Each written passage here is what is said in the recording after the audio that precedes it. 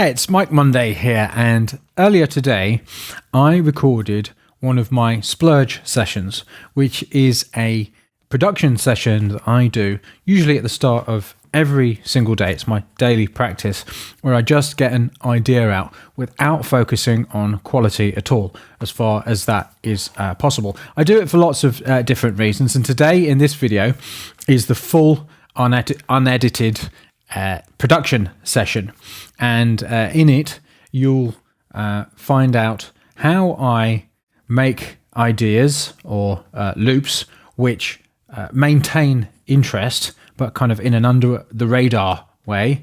There's two different ways I do that in this particular session. You'll also find out the importance that I place on randomness in the creative process, how the two kind of approaches or mindsets or ways of thinking or the ways of being we have to be in the production process, in the creative process, one being design and one being discovery, and also how to know when a splurge is actually over, because you'll see me actually stopping splurging almost involuntarily, which is a signal that the splurge is over. So with that, onto the full production video. Now it's time for me to do my daily splurge, and today I feel like starting, as I often do, with arcade. I do find arcade is a useful starting point, even if I don't end up using the actual original thing. Always good to have starting points. And if I'm feeling particularly uninspired, then arcade usually helps. Let's just see what this one's like. Just downloading the new ones. Keeps on adding content to the new ones in the form of different sounds and loops and what have you.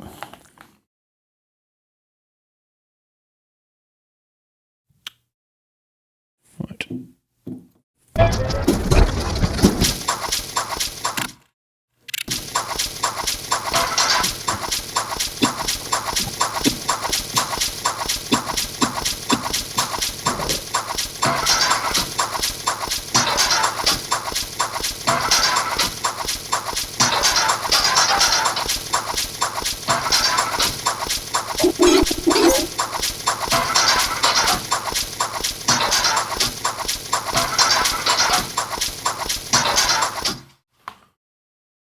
I reckon this might sound quite good slow. One thing I don't like about arcade actually is that it gives you a tempo. Wait, no, it doesn't give you a tempo. It doesn't give you a tempo. It follows the tempo of the thing. Often I quite like to splurge and decide the tempo based on whatever the starting point is, but unfortunately the starting point here follows the tempo of this. So a bit slower actually.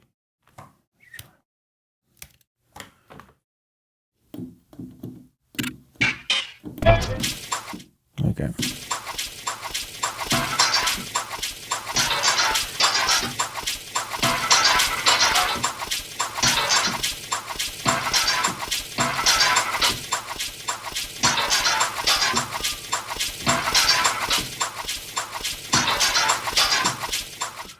Okay, let's do that.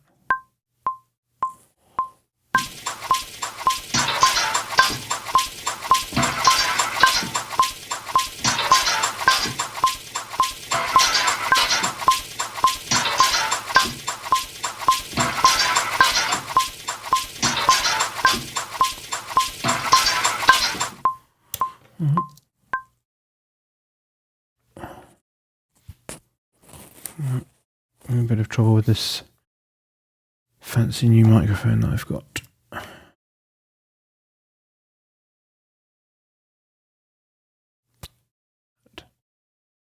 Okay.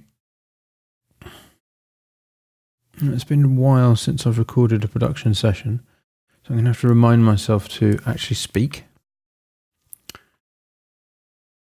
Otherwise, it's going to be incredibly not particularly useful. you to be watching. See, tell you what, I'll do this. Trim and shorten. There we go. Right.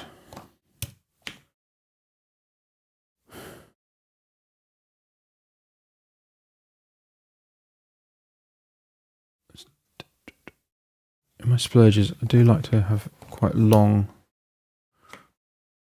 make the loop quite long, because you never know. Okay, what I'm going to do next. Now, the last time when I said the last time, what I mean is in my last career, I had this, and it's quite funny because they don't seem to have changed it very much or maybe they have, but it seemed to have changed very much. So, but it is a great, it's a great kind of synth full of all kinds of stuff. And I can't really use the outboard because of some latency things to do with me also recording this is a video on the same computer. Basically, I can't use that. Well, I can, but it's just too much like hard work, so I'll figure it out eventually. But so I'm going to try this, and let's start Noisescapes. I don't know, just anything.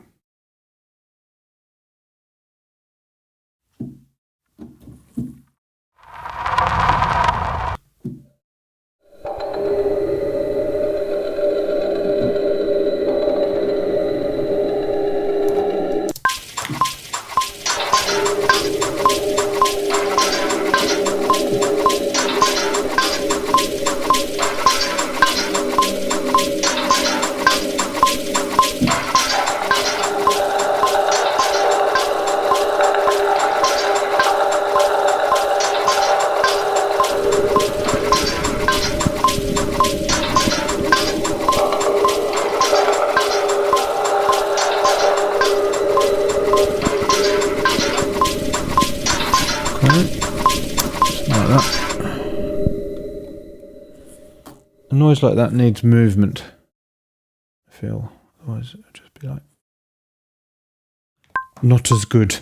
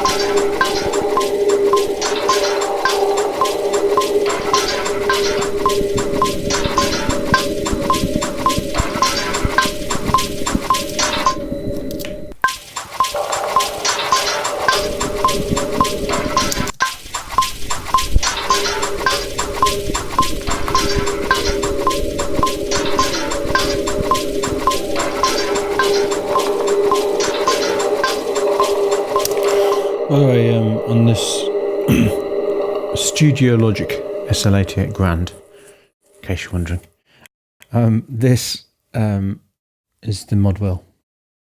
What's cool about it is it's got as well as early in the morning being a bit slow, a y-axis, it's got an x-axis there as well, and this is I don't know whether you can see that. This is the pitch bend. That's the mod wheel, but it's also got that, and then this is a random stick. Other things. So, I was just using the mod wheel one because usually mod wheel is set to something interesting. Okay. So great, we've even got an even longer thing now to play with. Right, so I've had a thought. Something I've been into using quite a lot recently because it kind of fits the style I'm going for is the Spitfire stuff, and particularly the Evo things. Because what's cool about these Evo things is that they are like long samples that change over time.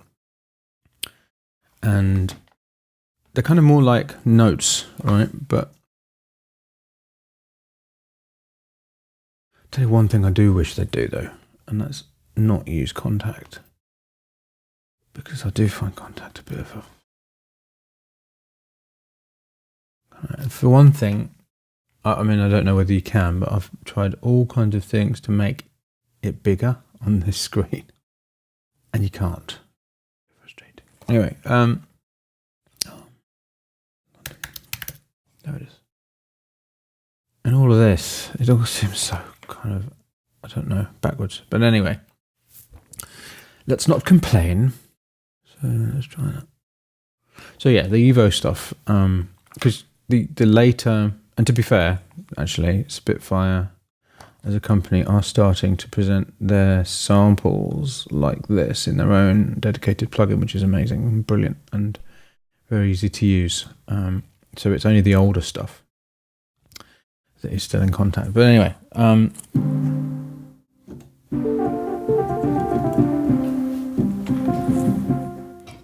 the Evo stuff, this isn't probably such a good example, but let me give you a good example. Changes. Let's try that.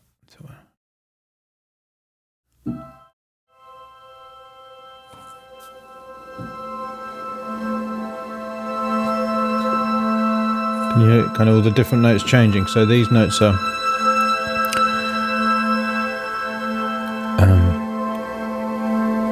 over different notes over the keyboard, and they have kind of different samples that do different things over time. So you get a kind of ever-changing pad thing. Anyway, find the note first.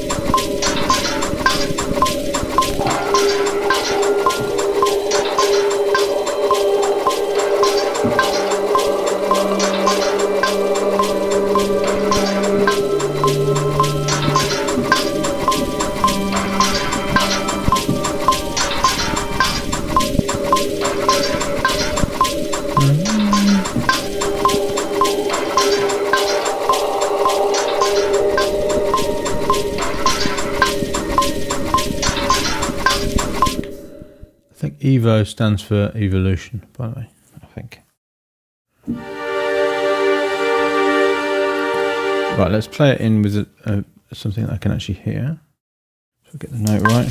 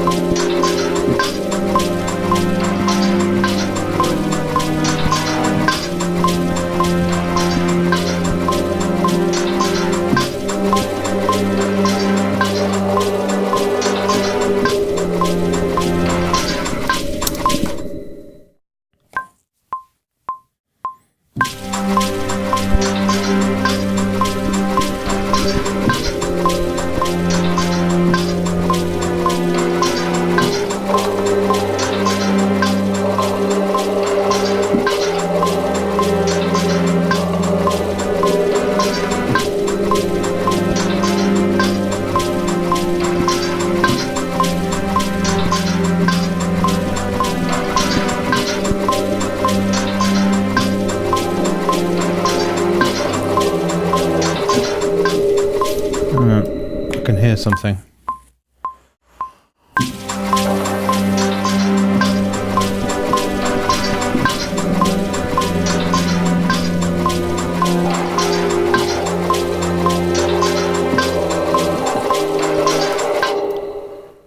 This is one of those things where I've got this kind of little these notes in my head, and I'm trying to find them. So if you're going, Mike, you're not splurging, it's because I'm using my design mind to find the thing that I'm looking for. If I find something else on the way which works, then I'll stop and I'll use that instead. Okay, so that is allowed. Obviously, what we're doing is we're interacting between design, i.e. an idea that comes in our head, which we've discovered from the music, and then we are using that as a compass, as a direction to move in. And while we're doing it, we're listening for other opportunities. Okay.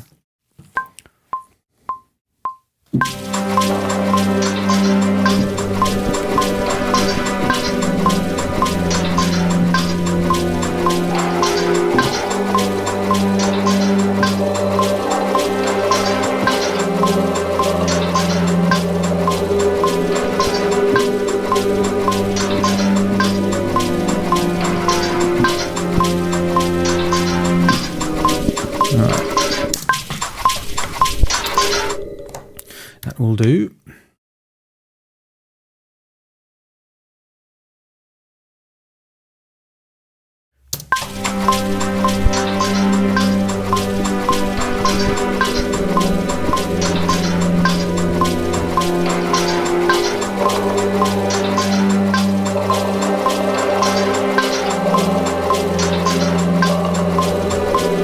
I can definitely hear some voices.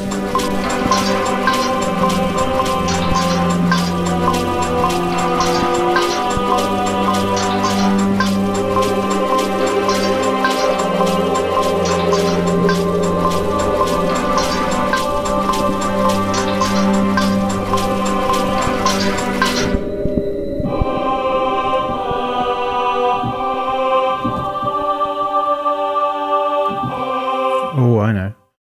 Oh, right, let's try this. I'll just record it, see if I can get it right.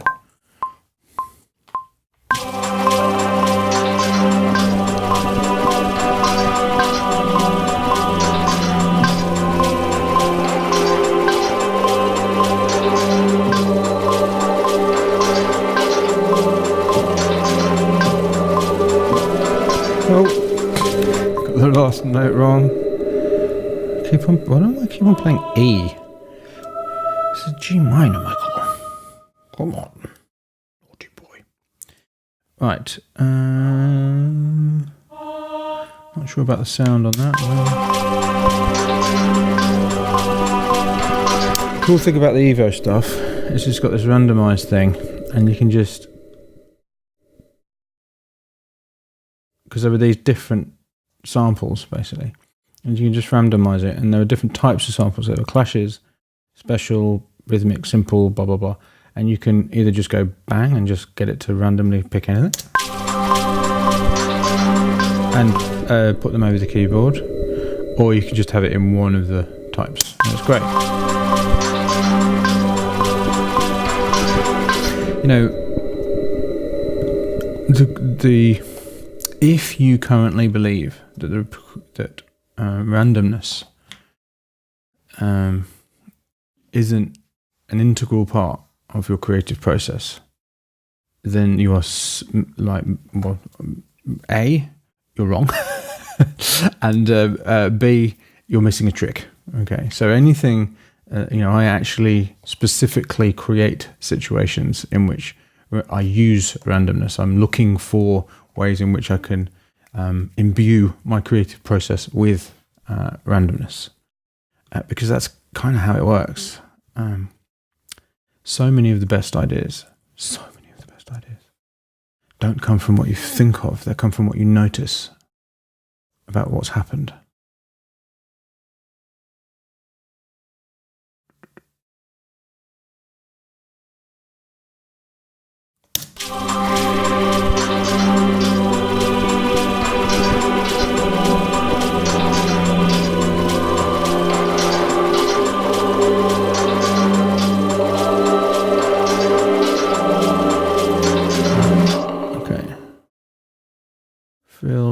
listener. Let's try.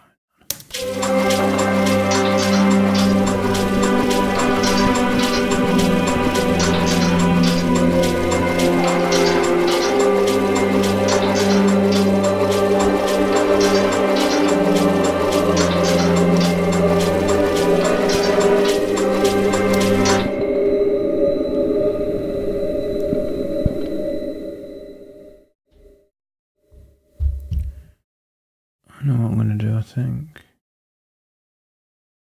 I'm going to make it a weird length.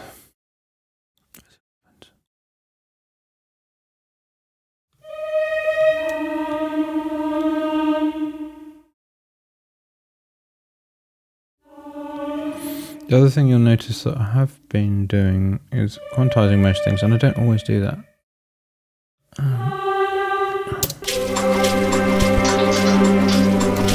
Although we probably want that on the one way.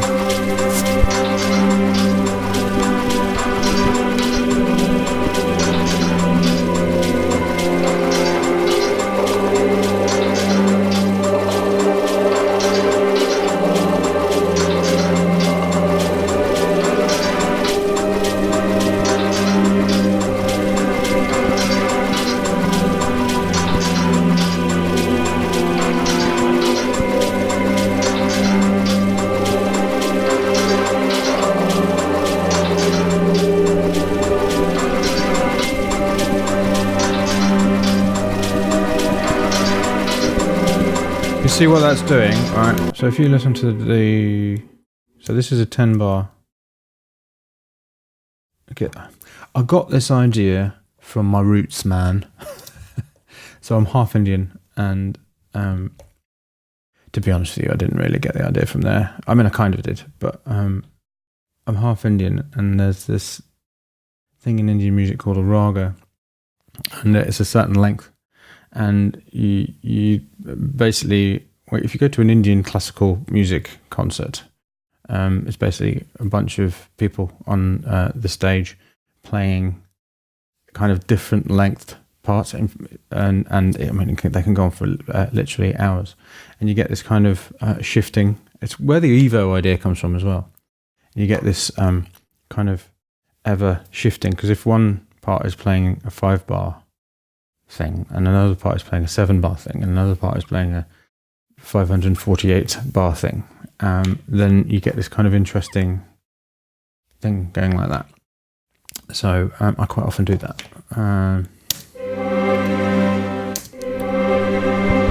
So this is the usual 8 bars, and this is the 10 bars.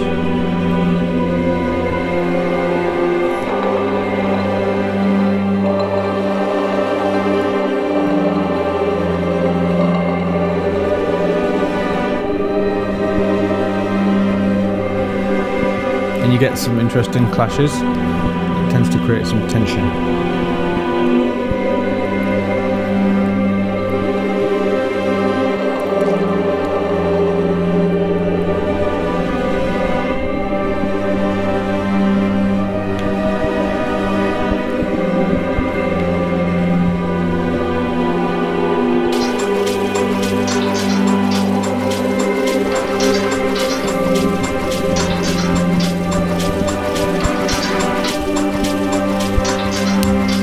I can hear some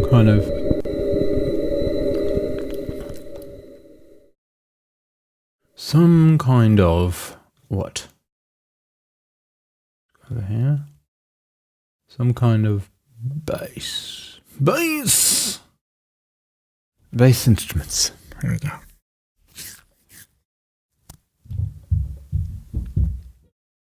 Maybe not bass instruments, synth bass. There we go.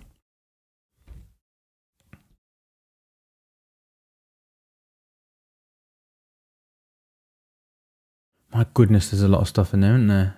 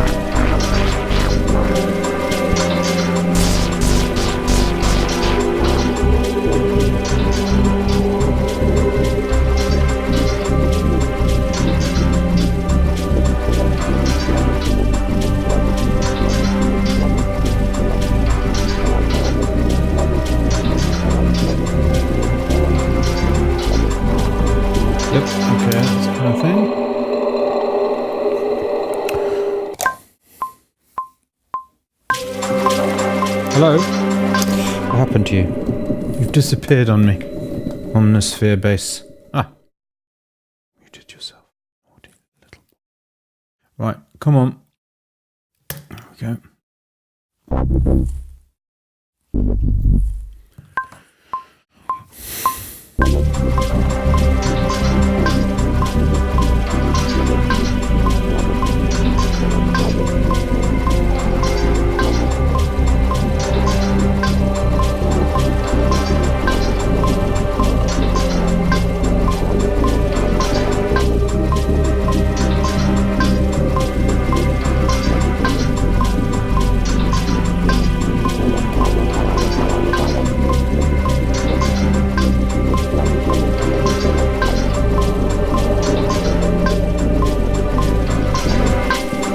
So what I was doing there was also playing with the pitch bend.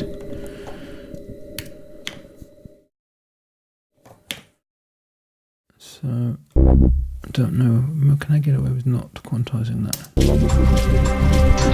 Probably not.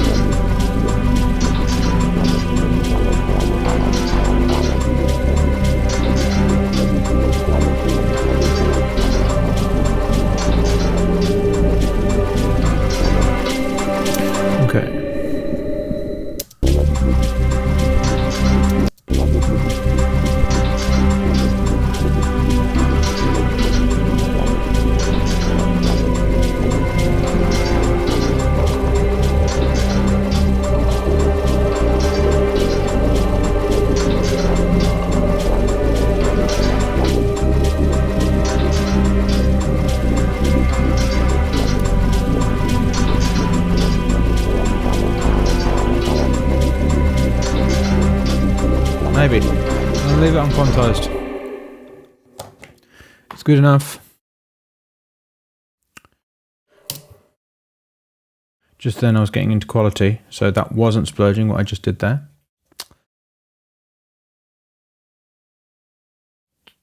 Which probably means I could do with finishing.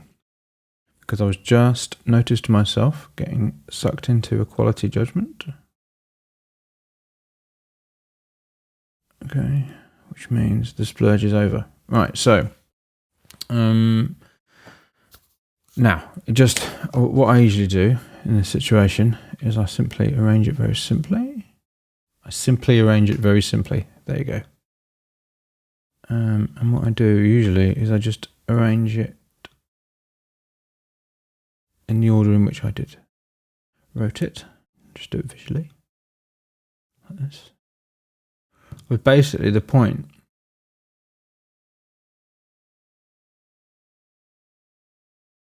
is that I'm making something to have an opinion about later.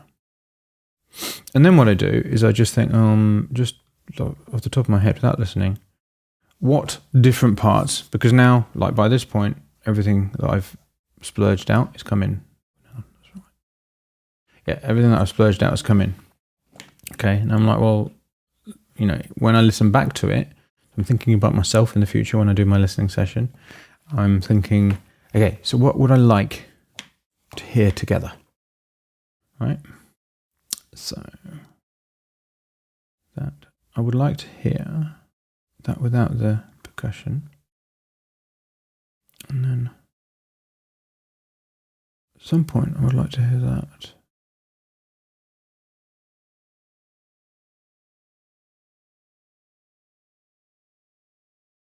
And maybe this. Actually, no. I don't want to make it too long.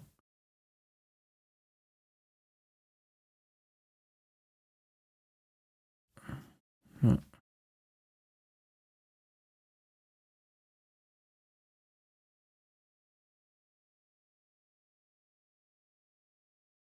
Let's just do it to 105. In fact, let's just do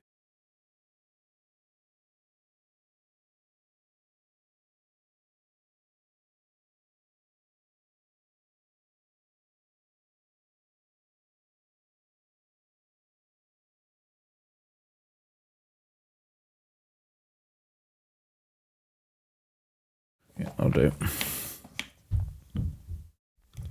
See, when you do arrangements like this at the end of your splurge, I mean, to be fair, I do sometimes. Let's see. Actually, what I need to do is I need to name this according to that, because circuit warp. Sometimes I found that Arcade forgets your preset, which has, funnily enough, ended in some very happy accidents, to be honest. But I'd also like to know what the original thing is. Okay, that's warped.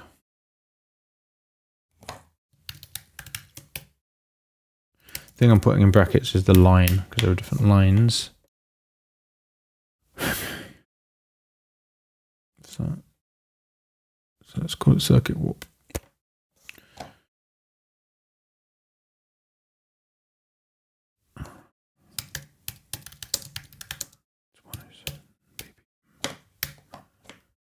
Okay, now back.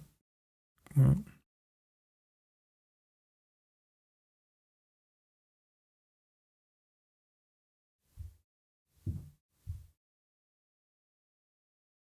See how loud that is.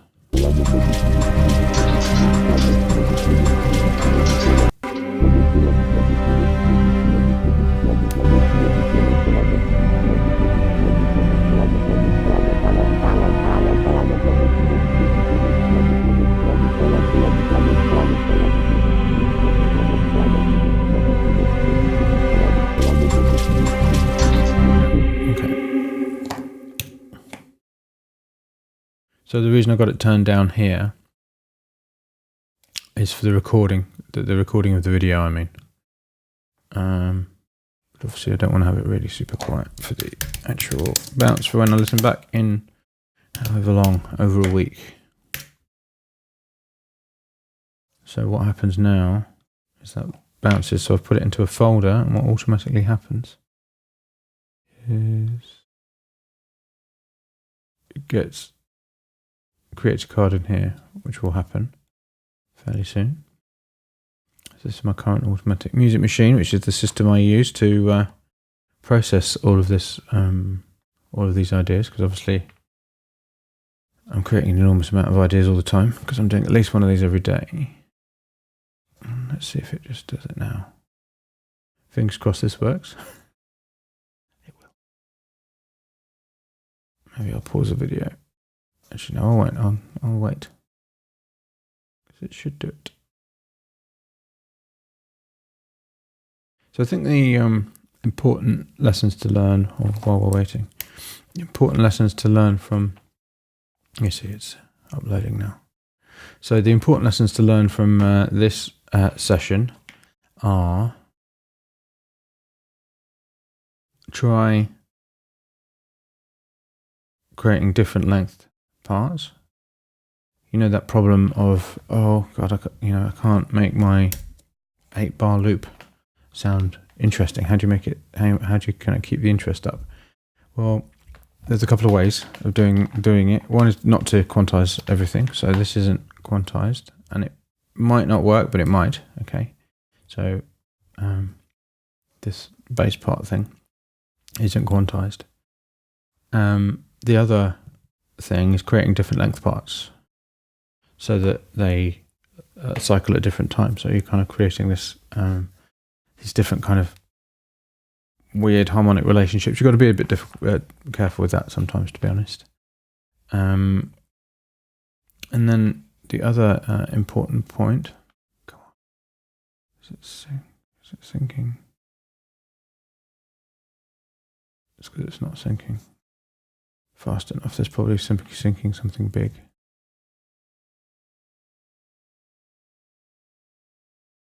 It'll happen in a minute.